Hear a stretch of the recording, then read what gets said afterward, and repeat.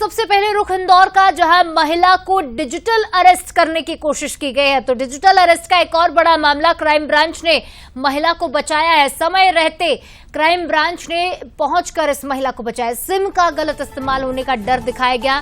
Colaba police बनकर case register करने की बात की थी। बंगाली चौराहे स्थित घर पर पहुंचकर महिला को बचाया गया। तो आपको बता दें कि डिजिटल अरेस्ट का एक और बड़ा मामला सामने आया है इंदौर से। अब देखिए, ये जो डिजिटल अरेस्ट गैंग है, ये जो पूरा गिरोह है, ये लगातार हाई प्रोफाइल लोगों को और साथ ही साथ ऐसे लोगों को निशाना बना रहा है जो इन सब चीजों से अवेयर नहीं है, जागरूक नहीं है। क्राइम ब्रांच ने मौके पर पहुंचकर हालांकि महिला को डिजिटल अरेस्ट होने से बचा लिया, लेकिन इससे पहले भी कई तरह के मामले सामने आ चुके हैं जब अपने जीवन भर की जमा पूंजी, लाखों करोड़ों रुपए लोग गंवा देते हैं।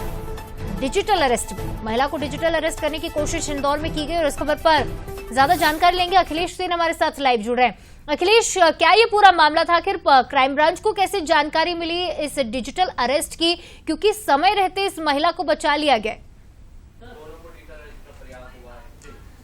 बिल्कुल, जिस प्रकार से क्राइम ब्रांच की टीम लगातार जागरूकता अभियान चला रही है और यही कारण रहा है कि जागरूकता अभियान के चलते कहीं ना कहीं पर जो लोग हैं अब वो सचेत हो गए हैं और यही कारण है कि एक बड़ी घटना होने से बच गई। मौके पर पुलिस पहुंची और उसके बाद जिस प्रकार से महिला को डिजिटल अरेस्ट किया गया था और उसके बाद पुलिस ने जाकर उन आरोपियों से बातचीत की और सबसे बड़ी बात यह है कि परिवार को समझाया कि ये जो है डिजिटल अरेस्ट है, जो लोग हैं वो ठगी करने के प्रयास से ये लोग जो यहाँ पर जो फोन है वो लगा रहे हैं और उस नकली सिम का यहाँ पर कहीं ना कहीं पर हवाला दिया गया था और यही कारण है कि जो डिजिटल अरेस्ट महिला किया गया था। हमारे साथ इस वक्त मौजूद है additional SP Rajesh Dandotiya sir, digital arrest का प्रयास किया गया था, पुलिस पहुंची है, क्या जागरूकता भी अभी है लोग? देखिए, सबसे बड़ी बात यह है कि इंदौर पुलिस कमिश्नरेट के द्वारा लगातार ये जागरूकता का अभियान चलाया जा रहा है और उससे कहीं ना कहीं परिणाम देखने को मिले हैं। अगर आप देखेंगे तो चाहे वो टीसीएस का एम्प्लॉई था जो लाइव रेस्क्यू उसका किया गया था, या फिर अगर आप देखेंगे पिछले कुछ दिनों में कि ये जो रेस्कोस रोड पर जो एक महिला थी, जो रिटायर्ड प्रिंसिपल थी, उनको भी वहाँ स्पॉट पर पहुँचकर उनको भी तो कहीं ना कहीं अवेयरनेस क्रिएट हो रही है, लोग जागरूक हो रहे हैं। कम से कम संदेह उनको हो रहा है, ये सबसे अच्छी बात है। और चूंकि इमीडिएटली उन्होंने मुझे फ़ोन किया, मैं ऑफिस से ही बैठा हुआ था, चूँकि मीडिया ब्रीफिंग का समय रहता है तो मैं उसमें ऑफिस में ही रहता हूँ 12 से 2 बजे तक, और उसी समय मैं ऑफिस में था। तुरंत मैंने बोला कि आप घबराने की जरूरत नहीं है, डिजिटल अरेस्ट का कॉल है, कोई पैसा मांगे नहीं दें, आप तो कंटिन्यू बात करते रहिए, मैं पहुंच रहा हूं। और जब तक मैं आया तब तक उनको शंका हो गई थी, क्योंकि दूसरे फोन पर उन्होंने सुन लिया था किससे बात कर रहे थे। तो उन्होंने बताया कि हमने additional DCP crime branch Rajesh Dandotiya से बात कर रहे थे। तो उन्होंने बोला कोलाबा का मामला है, तुमने उनको बीच में घसीटने की जरूरत है, वो थोड़ी सॉल्व करेंगे इस तरह से कुछ बात डाटा और उसके बाद फ़ोन काट दिया। उसके बाद फिर हमने कॉल बैक किया, लेकिन अब वो कॉल नहीं उठा रहे हैं। उनको समझ में आ गया था कि कहीं ना कहीं लोग अवेयर हो रहे हैं और ये बड़ी खुशी की बात है कि लोग इस बारे में जागरूक हो रहे हैं। और फिर मैंने फैमिली से बात की कि क्या मीडिया को इस बारे में सूचित करना चाहिए, तो इनके द्वारा बताया गया बिल्कुल, क्योंकि किसी घर में अभी भी पता नहीं किस घर में इस तरह के कोई कॉल आ रहे हों और कोई घबराहट में कहीं ना कहीं कोई इस फ्रॉड का शिकार हो जाए, तो निश्चित रूप से प्रचार प्रसार से लोग और अधिक जागरूक होंगे। क्या कुछ हुआ था आज आपके साथ? पुलिस भी यहाँ पर पहुंची है। मुझे ट्राई से फ़ोन आया था सुबह 11:09 पे कि आपका सिम 2 घंटे में बंद हो रहा है।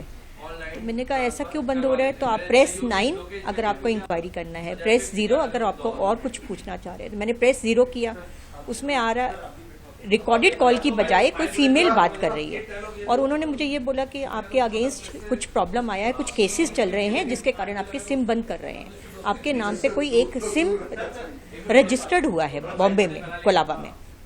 मैंने कहा मेरे से आपने किसी ने करा होगा। मैंने कहा हमारे में से कोई नहीं करेगा और ये सिम मेरे पास मोर देन 20 सालों से भी ऊपर से साल हो गए हैं, मेरे पास ये है। तो वो मेरा कोई पर्सनल नंबर है, ऐसा कुछ भी नहीं है।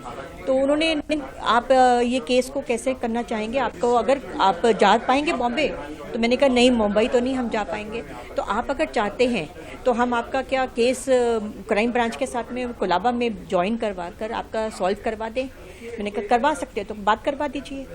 और उसके बाद में उन्होंने बोला आपके साथ क्राइम ब्रांच वहाँ पर ज्वाइन करेगा, कोलाबा पुलिस स्टेशन, तो आपको ये उनको बताना है। क्या पैसों की मांग की गई थी? नहीं, अभी कुछ भी नहीं, अभी तो इनिशियल स्टेज थी, सिर्फ बता रहे थे वो। तो उन्होंने बोला कि आप लिखते जाइए, जो हम बोलेंगे वही आपने कोलाबा में बोलना है पुलिस को। तो मैंने जो उन्होंने बोला मैंने सब नोट कर लिया, कंप्लेंट नंबर, जो भी उन्होंने नंबर्स दिए, फ़ोन नंबर का, हर चीज़ नोट करके उनको आगे। जैसे उन्होंने कोलाबा पुलिस स्टेशन में मेरे को कनेक्ट करवाया तो उन्होंने आगे क्वेश्चन शुरू करे पूछने। तो मैंने कहा ये मेरे पास सिम 25 साल से भी 20 साल से भी ऊपर हो चुका है, ये मेरे पास सिम है, इसके साथ कोई भी नंबर रजिस्टर्ड नहीं है। उन्होंने नंबर भी मुझे दिया कि ये नंबर से रजिस्टर्ड हुआ है।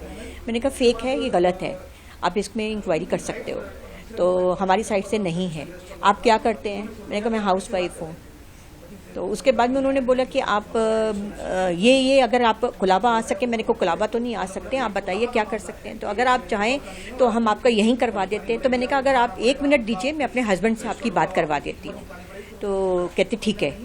मैंने 2 मिनट में 1 मिनट ही लिया है, मैंने अपने हस्बैंड के साथ कनेक्ट करवाया कि ये आप बात करिए, ऐसा ऐसा प्रॉब्लम हुआ है। क्या कुछ हुआ था सर? आपने क्या मीडिया में लगातार खबरें भी चल रही है डिजिटल अरेस्ट को लेकर के, आपको ठीक पहले है से पता था अखिलेश, कि आप बात करते रहिए और जानिए कि क्या था पूरा मामला, क्योंकि जिस तरह से अब जागरूकता डिजिटल अरेस्ट को लेकर बढ़ती जा रही है, इस मामले से सभी को सीख भी लेनी चाहिए कि समय रहते अगर आप संभल जाते हैं तो आपकी जमा पूंजी, आपका जो पैसा है वो बचाया जा सकता है। इस तरह के किसी भी फर्जी कॉल के झांसे में ना आए और तुरंत ही पुलिस को इन्फॉर्म करें। फिलहाल तमाम जानकारी और बातचीत के लिए बहुत शुक्रिया अखिलेश आपका।